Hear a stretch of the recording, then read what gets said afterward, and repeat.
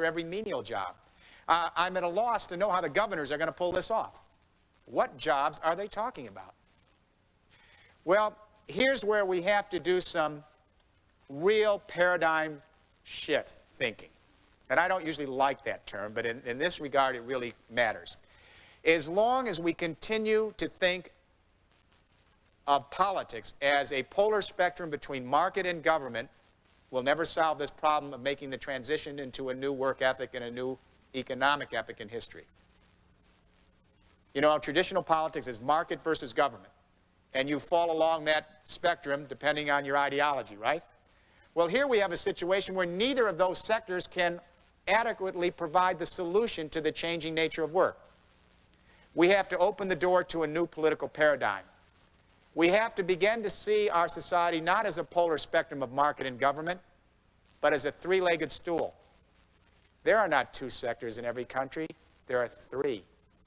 To understand this is to understand the opportunities and challenges that our children's generation will have in the 21st century. There's the market sector. It creates market jobs and market capital. There's the government. It creates public jobs, public capital. Then there's the third sector, the civil society, the social economy, the nonprofit sector. It has all those names. It creates social capital and both paid employment and volunteer work. We have 1.2 million nonprofit organizations in this country. Service, fraternal, research, education, advocacy. If this sector were an economy, it would be the 7th largest in the world. If we woke up tomorrow morning and the civil society were to disappear, our society would collapse, and so would virtually every country in the world. This sector, the civil sector, predates the market and government sector. It's the most important leg of that stool. It's where people come together and create the trust, the relationship, the social cohesion that allows you to have a marketplace and a representative form of government. What I'm suggesting is a new politics in every society that transcends traditional politics. It's the politics of community.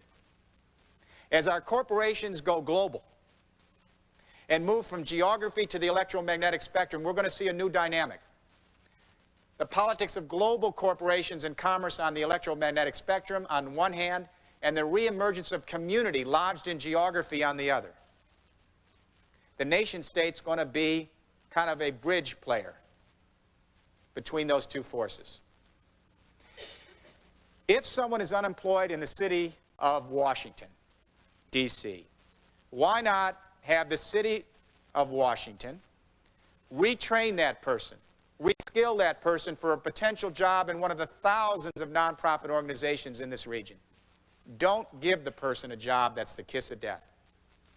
But let someone be re-equipped, retrained, reskilled for potential work in nonprofit organizations. Then, if that man or woman lands a job, provide that nonprofit organization with an income voucher, a decent wage from entry level to management, to provide that man or woman with a good salary so they can get on with the business of creating social capital in their neighborhoods and communities. Not more government bureaucracy, not flipping hamburgers at McDonald's, but real work, substantial work, helping to restructure our civilization in a meaningful way for the next century.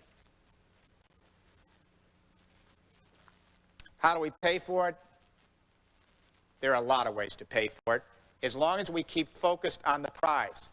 See, I believe the information age comes with it some real rewards for society. I think this technology can do more and can do better by us. The measure of success of the information age, when anthropologists look back at the 21st century, if we still have that discipline, they'll look at our success measured in these terms. Was society successful in taxing a small percentage of the great gains of this information age and then using that fund, those resources, and transferring them into the civil society to provide income and financial resources to build communities? That will be the measure of success. If we don't do that, we face a very different future. And sometimes people say to me, Jeremy, how could you talk about taxes or redistribution? Let me tell you, I'm not afraid to use the word taxation or redistribution. That's what society has been about traditionally. And you know, we're being taxed anyway. We're going to be taxed anyway. The options are really this. We're going to be taxed for a fortress society, or we're going to be taxed to create community. Today, 2% of our adult men in this country are in prison. And in California, the RAND Commission, a study, they're projecting up to 4% of the adult men in California in jail in 10 years from now, 1 out of every 25 men. Now, we pay for that. It costs $30,000 a year to keep an American in prison. You know, when you don't have a job, when you're out of the system, when your labor's not even exploitable and not needed, you will take by force what's denied you by the forces of the marketplace. That's for sure. So, if we do not provide meaningful, substantial, alternative ways of thinking about work, we're going to have more crime and more imprisonment. And to be perfectly crude about it, when you're in jail, you have no purchasing power and you're not paying taxes. That's a bad investment. That's a bad investment. So our choices are an increasingly fortress society paying for more prisons and more incarceration, or using our taxes in a smart way by finding ways to provide income for people so they can recreate community.